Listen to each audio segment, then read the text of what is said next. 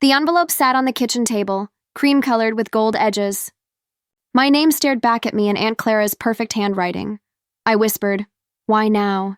My hands trembled as I opened it. My mother glanced up from her tea. "What is it?" "An invitation," I muttered, unfolding the card. "Formal dinner. Everyone's presence required." She set her cup down. "So she's finally calling the family together." I stared at her. "After years of silence? After treating me like I don't exist?" She sighed. "Don't start. Don't start." My voice cracked. "You know how they see me. You know what happens when I show up." "They're your family," she said softly. "No," I snapped. "They're your family. I'm the guest they tolerate." Her lips pressed tight. She had no defense. I reread the card, my chest heavy. Why write required? Like I have a choice. "Because you don't," she said, looking away. "Clara will expect you there." "I should tear this up." "You won't," she said quickly. "You'll go." I narrowed my eyes. "Why? So they can laugh again? So Evelyn can talk about her promotions, Marcus about his cases, while I sit there like a failure?" She winced. "Don't embarrass us." The words cut deeper than anything Aunt Clara had ever said. "Embarrass you? That's all I've ever done, right?" "You're too sensitive," she whispered. "No, I'm just awake. I remember every dinner, every smirk, every silence when I needed you to defend me. And now you want me to dress up and smile like nothing happened?" Her silence was my answer. I pushed the chair back, pacing. "They think I'm nothing. They've always thought that. Clara with her money. Evelyn with her perfect degrees. Marcus bragging about his firm. Even the kids look at me like I don't belong." "Stop," she said sharply. "You're working yourself up." I laughed bitterly. "Working myself up? I haven't even gotten there yet." She rubbed her temples. "Please, just go. One night, sit, eat, smile. That's all you need to do." I looked at her, disbelief churning in my chest. "You really don't see it, do you? You've been quiet for so long you think silence is normal. But it's not. It's betrayal." Her eyes flickered. "Don't say that." "It's true," I said, voice low. "When they humiliated me, you said nothing. When they called me the family mistake, you just sat there." Her hands shook as she gripped her cup. "I did what I could." "You did nothing," I whispered. "And now you want me to walk back into the fire." We sat in heavy silence.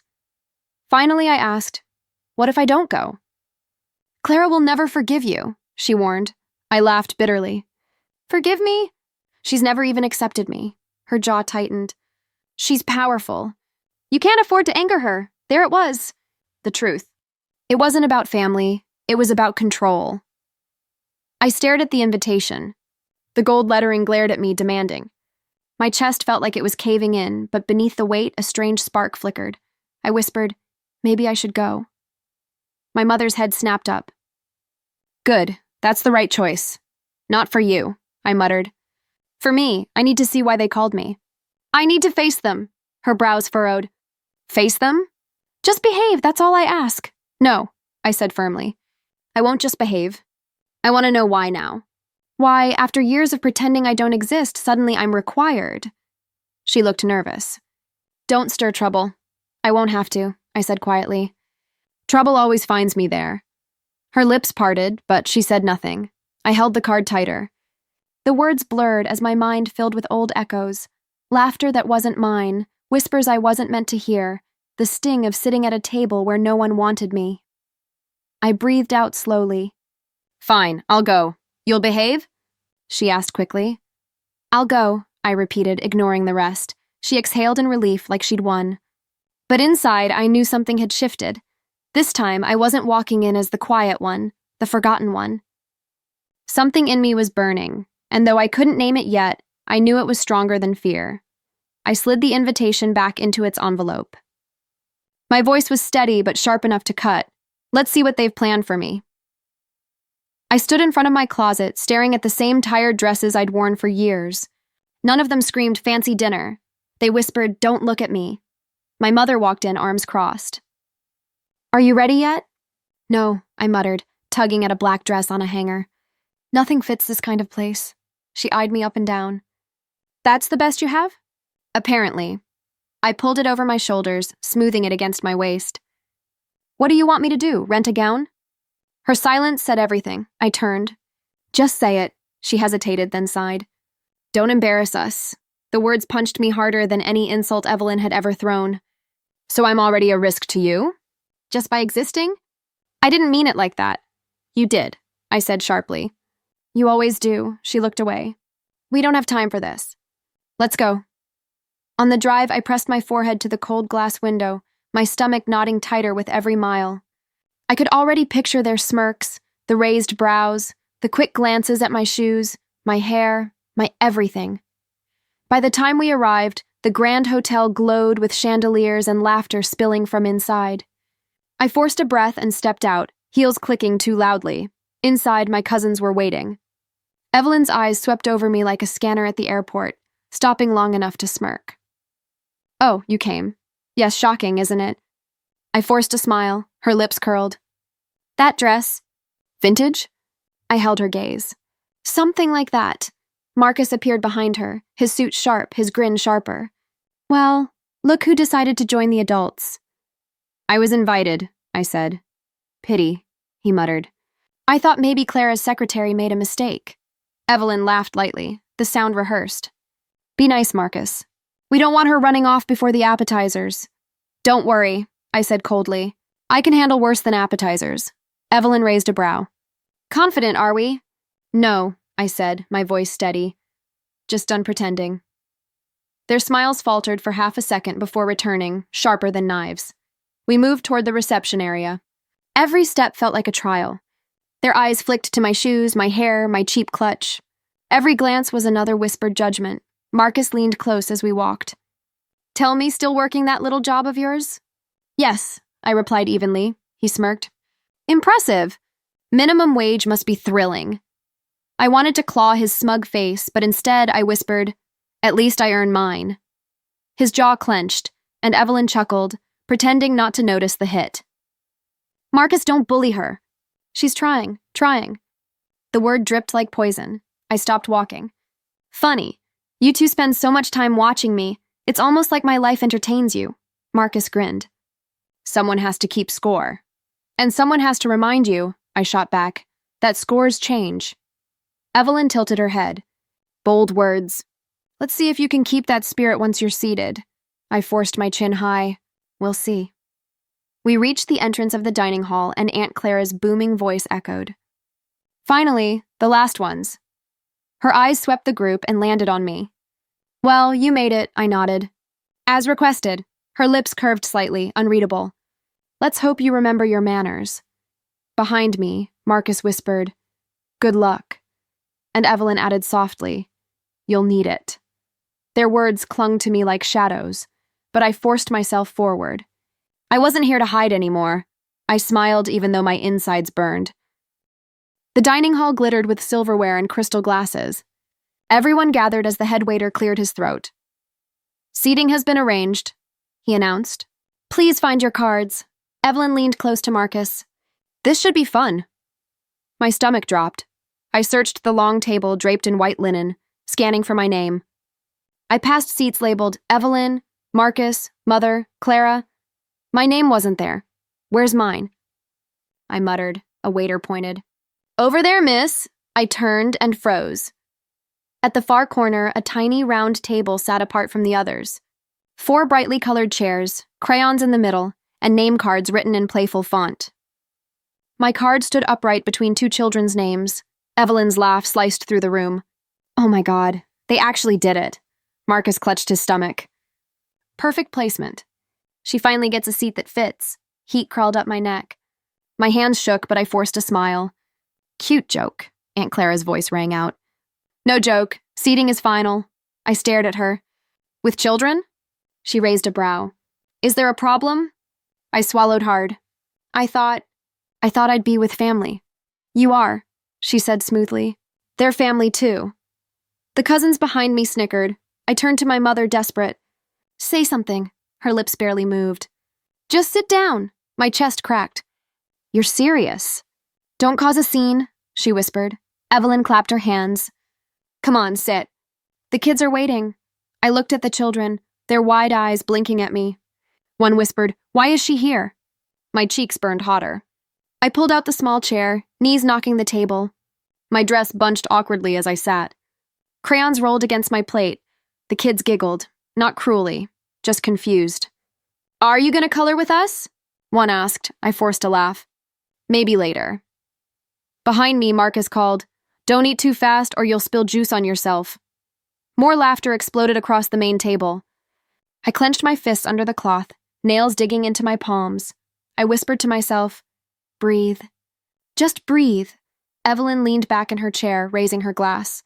"To new traditions." Glasses clinked around her. I stared at my untouched water, throat dry. The kids poked at their food, glancing at me shyly. One girl said, "You don't look like us." "I'm not supposed to be here," I murmured. She tilted her head. "Then why are you?" I had no answer. Behind me, the conversation roared. Evelyn bragged about her promotion. Marcus recited another victory in court. Aunt Clara praised them both. My name was never mentioned. I whispered again, "I don't exist to them." My mother laughed faintly at a joke I didn't hear. The sound stabbed deeper than Evelyn's mockery. She wasn't defending me. She was joining them. I pressed my hands flat against the table, holding back tears. "I can't believe this," I muttered. A boy leaned forward. "Are you okay?" I forced a shaky smile. "I'm fine." But I wasn't. Every laugh from the main table cracked me open wider. Every silence from my mother buried me deeper. Inside, I screamed. I wanted to flip the little table, to shout, to run. Instead, I sat frozen, crayons rattling against plates. The children whispered among themselves, unsure why I was there. Their confusion was innocent. But my cousin's cruelty was sharp, deliberate. Marcus called again, voice dripping with mockery. "Smile for us, cousin. You look adorable down there." I looked straight at him, my voice low but steady. "One day, Marcus, you'll choke on your own words." He blinked, then smirked. "Promises, promises." I turned back to my tiny plate, my reflection warped in the silver fork. For the first time, I didn't just feel humiliation. I felt something darker. Something inside me shifted. Quiet but undeniable. I whispered so only I could hear. "This ends tonight." I tried to focus on my plate, pushing food around as voices drifted behind me. "She'll never amount to anything." Evelyn's voice cut sharp through the clatter of silverware. A laugh followed. Marcus's. "We only invited her so she wouldn't complain. Imagine the drama if she cried about being excluded." My fork slipped from my hand, clinking against the china. My breath hitched. Then another laugh. Softer, familiar, devastating. My mother's.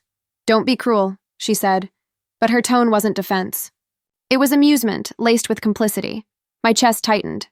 I turned my head slightly, straining to hear. "She's sitting with the children, isn't she?" "That says it all," Marcus added smugly. The table erupted again. I couldn't listen anymore. My body moved on its own, chair scraping loudly against the floor. No one looked up. Or maybe they pretended not to. I slipped into the hallway and pushed into the restroom, my steps uneven. Cold tiles reflected the light harshly. I gripped the sink with both hands, knuckles white. "Why am I always the joke?" I whispered to my reflection. My eyes blurred, lashes wet. Why can't they just leave me in peace? The mirror offered no comfort, only the hollow truth of my trembling. I splashed water on my face, but it didn't cool the heat crawling up my skin. The door creaked open. I stiffened, expecting another cousin. But it was only a waiter balancing empty glasses on a tray. He didn't notice me at first. 2 more servers entered behind him, speaking in hushed tones. I ducked slightly, heart racing. "Did you see the seating chart?" one murmured. "Of course," the other replied. It wasn't a mistake. The head lady tipped extra to put her at the children's table. A pause. Then the first voice again, quieter but clear. Evelyn wanted it that way. Said it would send a message. The tray rattled as my fingers slipped from the sink. My breath left me in a sharp gasp. One of the waiters noticed me then. His eyes widened. He opened his mouth, then shut it quickly, bowing slightly as though he'd spoken too much. The others shuffled out, but he lingered. "You weren't supposed to hear that," he said carefully. I swallowed hard, forcing words past the lump in my throat. So it was deliberate? His expression softened, regret shading his features. "Yes, I'm sorry. It wasn't right." I leaned back against the sink, my legs unsteady. She bought my humiliation. He hesitated, then nodded once before slipping out the door. Silence rushed back, pressing heavy on my chest. I stared at myself again. The tears came hot, rolling unchecked. My shoulders shook. She bought it, I repeated to the mirror, the words tasting bitter. Even my shame has a price tag. I thought of Evelyn's smirk, Marcus's laughter, my mother's quiet betrayal. Every sneer, every whisper I had endured replayed in vicious clarity. Childhood birthdays where my gifts were mocked. Holidays where my clothes were compared and found lacking. Years of silence, years of being tolerated, never embraced, and now this. I pressed my palms against the counter, whispering hoarsely, "Enough, enough." The door opened again. My mother stepped in, adjusting her necklace. She froze when she saw me. "There you are," she said lightly, as if nothing was wrong. I met her eyes in the mirror. "You laughed," she blinked. "What?" "You laughed with them, about me.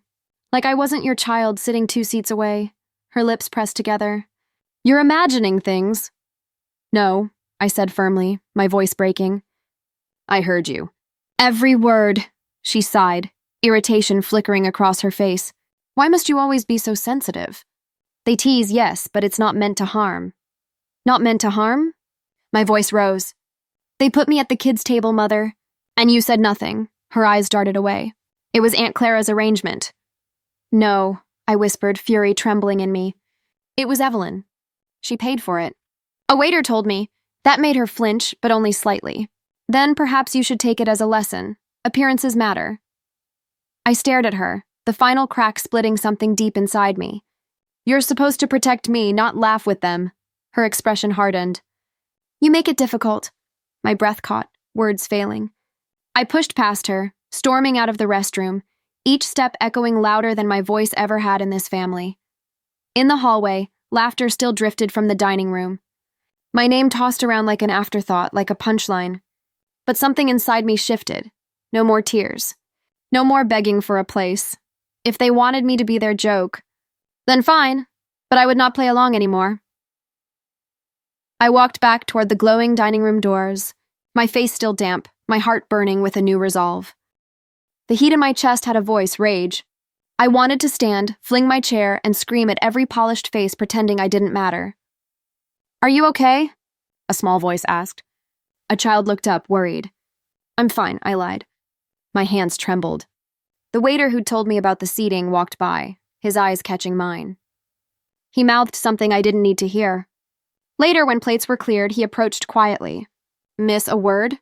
"Not here," I said. "Not in front of them." He glanced toward the main table where Evelyn and Marcus laughed. "It wasn't meant to be cruel," he said low. "Miss Evelyn wanted to send a message." "A message?" I echoed. "She paid extra. Said it would teach her a lesson." My fingers tightened on the glass. "How much?" "Enough," he murmured. I could have shouted, but instead I smiled, cold and slow. "What are you thinking?" he asked, cautious. "That money bought my seat," I said. "If money put me there, money can move me." He looked stunned. "You mean—" "I can change the chart," I said. "Pay to switch the cards before dessert." He hesitated, then leaned in. "It depends who you tip. For the right amount, people listen. Things move." My pulse raced. "So bribery?" "Call it favors," he said. "Everything runs on favors." If I bought my way into Aunt Clara's sightline, I would not be asking for pity. I would be rewriting the rules quietly. "You sure you want this?" he asked. "I want control," I said. The word felt like a blade and a bomb both. "Not to make a scene. Just to change where they sit." He nodded. "We can do it. But it's not cheap." "Money isn't the issue," I replied. I had savings. The admission surprised me with its calm. He studied me. "You understand what it means." "I do."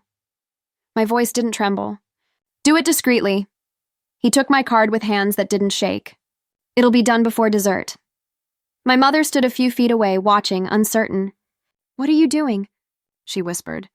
"Taking a seat," I said, not meeting her eyes. "Taking what should have been mine." She looked stunned, like someone reading a page she had never seen. "You can't, Aunt Clara?" "It's not about her forgiveness," I said. "It's about my place." He returned minutes later, eyes bright. Manager agreed. It will be changed. Quietly? I asked. Quietly. He smiled, small and conspiratorial. I sat back among crayons and small chairs, pretending to color as if I belonged. My hands were steady now. Evelyn's voice floated over, light and sure. Hope she behaves, Marcus added. Wouldn't want a scene. I glanced up slowly. I won't give them a show. My voice was soft but certain. Just a seat. Her laugh faltered a moment, as if a gust crossed the room. She looked confused, fingers tightening around her glass. My chest eased in a way it never had. It wasn't victory yet, but it felt like preparation. I had taken the humiliation and turned it into leverage. I had chosen a weapon that didn't break me. The waiter returned, nodded, and slipped away to the kitchen. The thought that something small could shift everything made me smile without shame. Watch me, I whispered, more to myself than anyone else. Aunt Clara's perfume hit me, vintage roses and money. She looked at me like a puzzle. You look different, she said. Different because I don't sit where you put me, I said. Heads turned. Evelyn's smile tightened. Marcus shifted. Aunt Clara glanced at the waiter, then back. What changed your mind about joining us? You invited us. I wanted to see everyone, I said. My voice was calm. Inside, I felt a steady heat, relief mixed with resolve. Evelyn tried a thin laugh. We were having fun. A lesson isn't fun, I replied.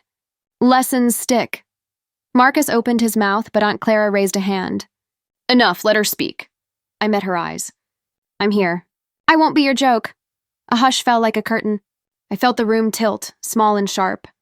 Power settled in my chest, not loud, but undeniable. They noticed, but pretended not to. I smiled anyway. I leaned against the wall outside the dining hall, the humiliation from the kids' table still burning through me. My hands trembled, but my mind was sharper than it had ever been. The waiter returned, cautious. Miss, are you... all right? I gave a brittle laugh. Do I look all right? He hesitated, then said, not really. But I've seen worse recoveries. I squinted at him. Why are you talking to me like that? He lowered his voice. Because you look like someone who doesn't deserve the seat they gave you. My heart thudded. You mean the kids' table? Yes, he said carefully. And you know that wasn't by mistake. I crossed my arms. You're saying someone arranged it?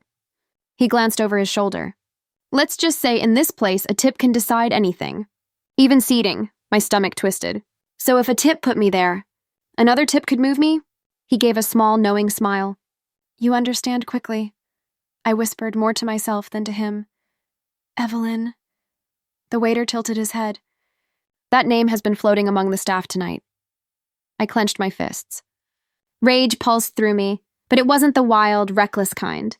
It was sharp, focused. Then maybe I'll float my own tip. His brows lifted. You want to rewrite the chart? I leaned closer. Can it be done without them knowing? He smirked. It's not the first time someone's asked. But it depends. What exactly do you want? I thought for a moment, every insult replaying in my head like knives. Evelyn's smirk, Marcus's laugh, my mother's silence. I exhaled. I want them to taste what I just did. To sit where they'd never expect. The waiter studied me. Cruelty returned with cruelty? No, I said firmly. Balance returned with elegance. He chuckled softly. That's a new request. I met his eyes. Can you do it? Yes, he said. But it'll cost more than what was paid to humiliate you. I dug into my bag, pulling out folded bills. My fingers shook, but not from fear anymore. Will this be enough? He counted quickly, then nodded. More than enough, I swallowed. Then do it. Switch the chart. He slipped the money into his apron. Consider it done. For the first time that night, I felt a strange electric thrill. My humiliation had cracked something open inside me. Not despair, but resolve. The waiter leaned in. When they sit down again, you'll see. Power shifts silently. Good, I whispered. Silence is the sweetest revenge. He gave me a respectful nod and slipped away. I lingered in the hallway, breathing deep, almost dizzy. My thoughts raced. Was this wrong? Was I just like them now? But another voice inside me answered, no, they mocked, they sneered, they bought my humiliation. This isn't stooping. This is standing. I pressed my palms against the wall, grounding myself. I won't be their victim anymore, I whispered. My mother's voice suddenly cut through, sharp. Why are you out here? I turned slowly. She stood in the doorway, arms crossed. Catching my breath, I said evenly, her eyes narrowed. You look different. Maybe I am, I replied. She sighed, exasperated. Don't cause trouble. Please, just sit quietly and get through tonight. I stared at her, the woman who had never once defended me. No, Mother. Tonight I'm done sitting quietly. Her lips parted in shock. What does that mean?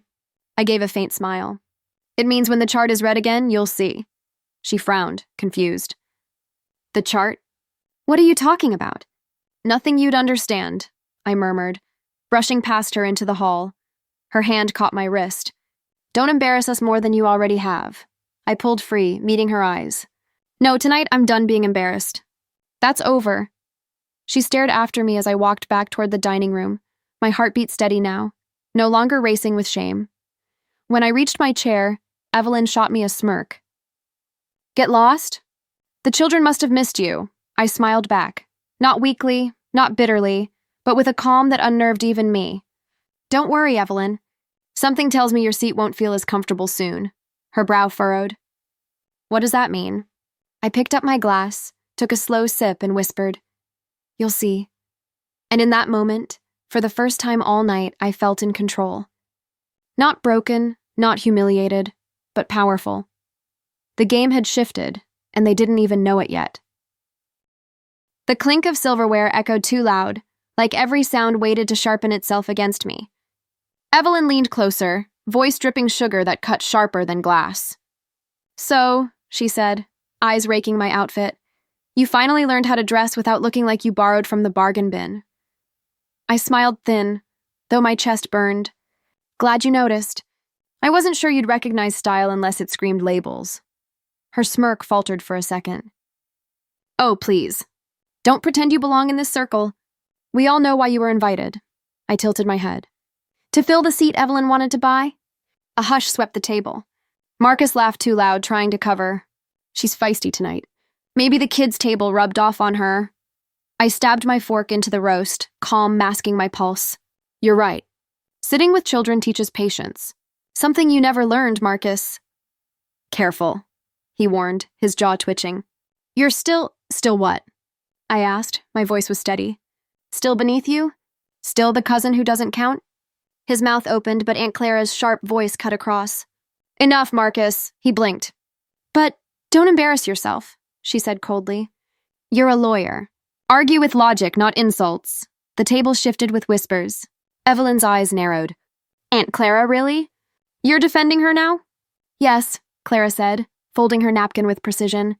She hasn't spoken out of turn once tonight. You have, my throat tightened. I hadn't expected her to stand for me. Evelyn sputtered. You're ignoring history. She's always been what? I asked, meeting Evelyn's gaze.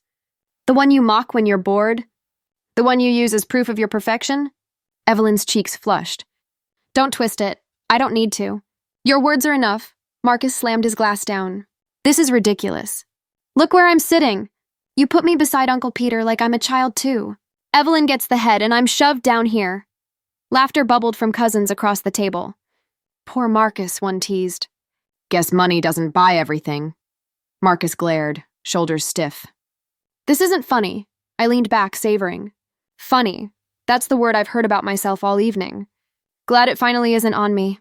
The laughter spread. Evelyn clenched her knife like it might save her. You're enjoying this too much, she hissed. Maybe, I admitted.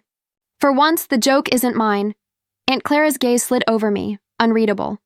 She's right, she said. Mocking her was never amusing. Tonight proves it, Evelyn snapped. You're siding with her against your own blood? She is my blood, Clara said. Same as you. You forget that. I froze, the words pressing against every bruise I'd carried. For years I'd begged for someone to say that out loud. Evelyn scoffed. You're blinded. No, Clara said firmly. I'm clear, Marcus muttered. This is insane. I met his eyes. Not insane. Just balance, he sneered. Balance doesn't make you equal. You'll never what? My voice cracked like a whip. Never earn your approval? Never fit into the mold you created to make yourselves feel better? If that's a quality, keep it. The table hushed again. Evelyn gripped her glass, knuckles white. You sound bitter. I sound honest, I replied. Something you can't buy with tips. Her jaw tightened, the waiter's secret still hanging between us. She knew I knew, and I knew she hated it. Clara cleared her throat. Enough of this pettiness. Dinner is meant to unite, not divide, Evelyn muttered. Tell that to her. I just did, Clara snapped. I exhaled slowly, my heart heavy. I had won this round, but a whisper nod. Was I just like them now, twisting words for satisfaction? Evelyn leaned closer. Enjoy the moment. It won't last. Maybe, I said softly. But it's mine. She flinched, as if the gentleness hurt more than anger. Marcus crossed his arms. Pathetic. You think one clever line changes anything? No, I said. But it changes me. The words surprised me, and silence wrapped around the table. For the first time, no one laughed. Clara spoke, her tone softer. Perhaps it's time we listen instead of speak. Her words landed heavy, but I couldn't ignore the unease inside me. Every smirk, every clap of laughter at Marcus's expense tasted sweet, yet sour too. I cut a piece of bread, chewing slowly. Guilt clung like butter, thick, melting, impossible to scrape off. Evelyn's eyes burned. Marcus sulked. Clara studied me like a new figure at her table. For a fleeting moment, I was their equal. But equal in power meant equal in cruelty. I pressed my palms against my lap, hiding the tremor. I didn't come to destroy anyone, I whispered. I came to eat dinner, Evelyn scoffed. You got more than that. Yes, I said. My voice trembled but held. And I wonder if that makes me better. Or just the same. The room stayed still, every eye heavy on me. For once, the silence wasn't humiliation. It was recognition, and it terrified me almost as much as it thrilled. The room was thick with silence, like every breath waited for the next blow. Aunt Clara set her glass down with deliberate care. I've tolerated enough, she said, her tone sharp as crystal breaking. Evelyn shifted. Enough of what? Your arrogance, Clara answered flatly. Your endless need to humiliate others. Do you think it impresses me? Evelyn blinked, thrown off. You were only proving how little respect you have, Clara cut in. Respect matters more than wealth, more than education. And you, Evelyn, seem to have forgotten that. Marcus chuckled uneasily. Come on, Aunt Clara, she was teasing. Don't make it bigger than it is. Clara's eyes narrowed. And you? Your constant complaints, your irresponsibility, your lack of gratitude for the life handed to you. Do you think whining about a seat shows strength? Marcus stiffened. I work hard. You've earned nothing but scorn tonight, Clara said. The air cracked, cousins exchanging nervous looks. My fork felt heavy in my hand. For years I had dreamed of hearing someone say it. Yet now it felt unreal. Evelyn snapped back. You're just defending her because she's pitiful. Pitiful? Clara's voice rose. No, she is the only one who has shown dignity at this table. My breath caught. Dignity. No one had ever said that about me before. Marcus muttered, This is ridiculous. Clara's eyes turned to my mother. And you? You've watched them mock her for years. You said nothing. Why? My mother froze, lips parting. I didn't want conflict. Silence is worse, Clara said. Your passivity allowed this cruelty to grow. My heart twisted. I looked at my mother, waiting for her to defend herself, to defend me. But she lowered her eyes, shame written across her face, the hush pressed down harder. My chest ached. For once, I couldn't stay quiet. Respect, I said, my voice trembling at first. Respect is a two-way street. The table fell still. Every head turned toward me. My own words echoed in my ears, bold and sharp, louder than I'd ever been. Evelyn scoffed. What's that supposed to mean? It means, I said, my voice stronger now, you don't get to demand what you refuse to give. You can't treat me like dirt and expect me to smile. You can't laugh at me and call it love. Her face flushed. We were joking. No, I snapped. You were cruel. There's a difference. Marcus leaned forward. You think one speech makes you our equal? I don't need your approval to be equal, I said. My hands were steady now. I just needed to say it out loud. Clara leaned back, eyes gleaming. Finally, Evelyn's voice cracked. You're letting her turn the table on us. No, Clara replied. You turned it yourselves with your arrogance. She only spoke the truth. I looked at my mother again. She whispered, "She's right." The words startled me, soft but real. Her eyes finally met mine, wet with something I couldn't name. Maybe regret. Maybe apology. Marcus shook his head. "This is absurd. We're family." "Family doesn't humiliate family," I said. "Family doesn't buy shame with money and call it a lesson." Evelyn bristled. "You're twisting everything." "No," I said calmly. "I'm remembering everything." The silence that followed was heavy but different. Not the silence of mockery, silence of truth. Clara nodded slowly. "You've all heard her. And you know she's right." Evelyn's eyes darted around, desperate for someone to back her. No one spoke. Marcus crossed his arms, sulking, but said nothing. For the first time, their cruelty bounced back at them, powerless. I breathed deep. Feeling chains I hadn't known I carried loosen and fall. Clara's voice softened. "You've been waiting to say that for a long time, haven't you?" "Yes," I whispered. "And it feels like breathing again." My mother reached for her napkin, fingers shaking.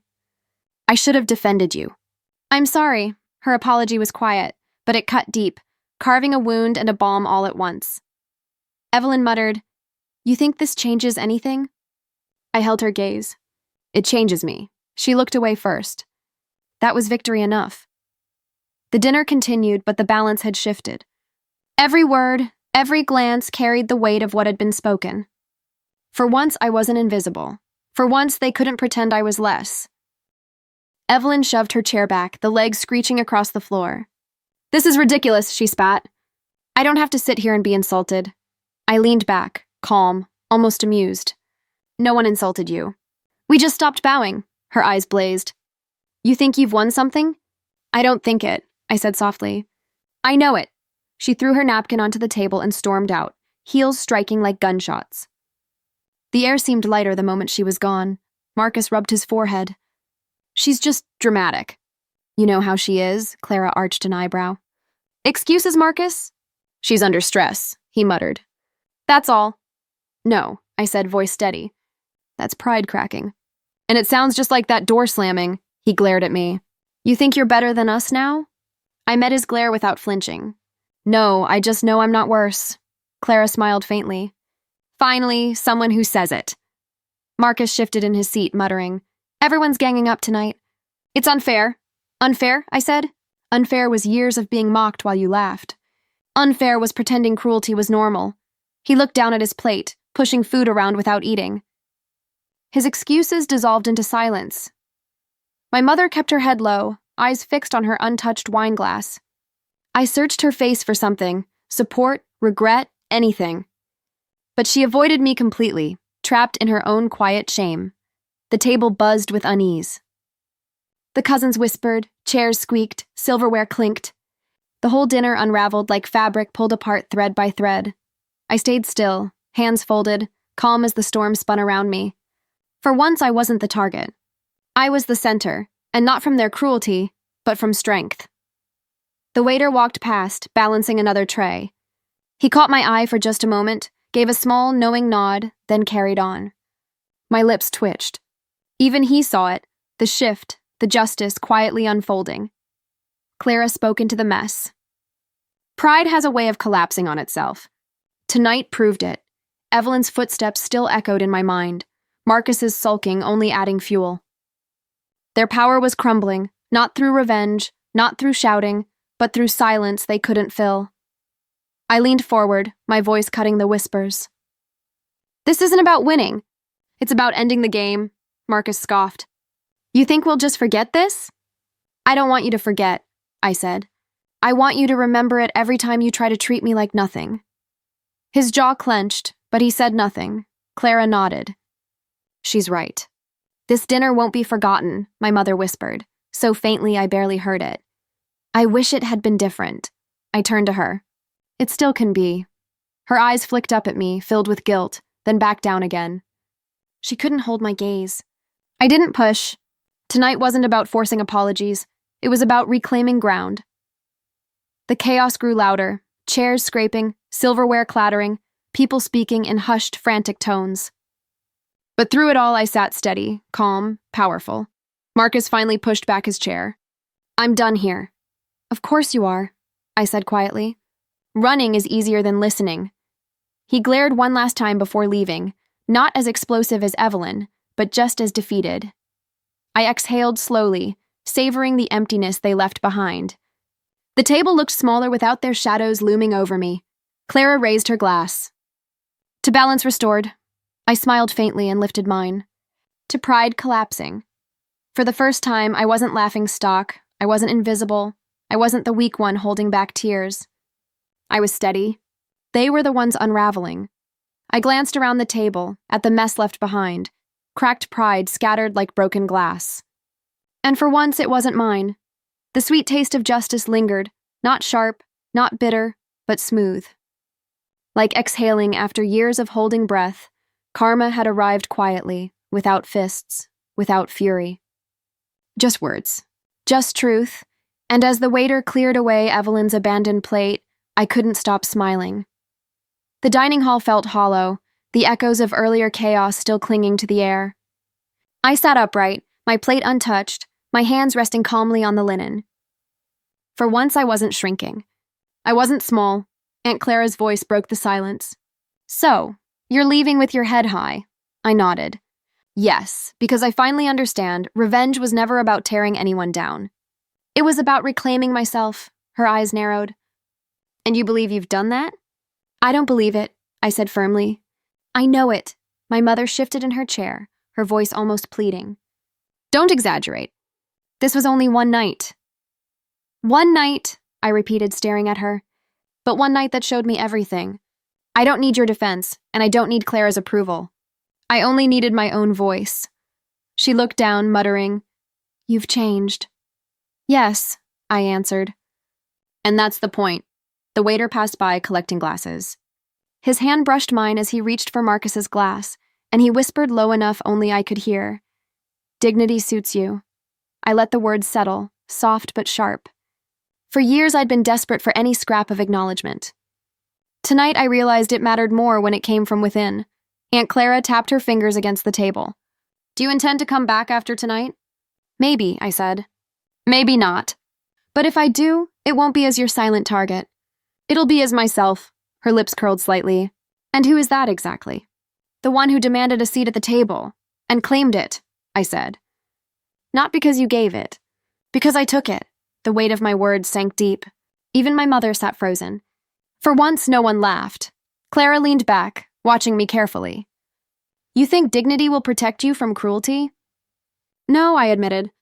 Cruelty will come regardless. But dignity means it won't break me anymore. My mother whispered, You'll regret speaking like this. I shook my head. The only regret I ever carried was silence. And tonight, I buried it. The waiter returned with the final tray, his glance quick but meaningful. That nod, a stranger's acknowledgement, felt more genuine than all the years of forced family smiles. I stood, smoothing the folds of my clothes. This dinner didn't ruin me. It remade me. Aunt Clara's eyes glinted. You sound like someone who's won. I didn't win against you, I replied. I won against the version of me who thought she wasn't enough. Silence stretched, heavy, but not suffocating. For once, the silence was mine to hold. My mother swallowed hard. So you'll leave us behind? No, I said. I'll leave the need for your validation behind. That's different. Her eyes darted away, unable to face me. I stepped back from the table, each movement deliberate. My chair scraped softly against the marble floor, a sound louder than any insult had ever felt. Clara spoke again, softer this time. You're not the same girl who walked in here. I never was, I said. I just finally stopped pretending to be. I walked toward the door. My footsteps echoed like declarations, steady, final, free. At the threshold, I turned back, meeting their eyes one last time. I didn't just change the seating chart tonight, I said, voice clear, sharp as glass. I changed my place in this family, Bob, and in my life, and with that I left, carrying nothing but my own voice. And for the first time, it was enough.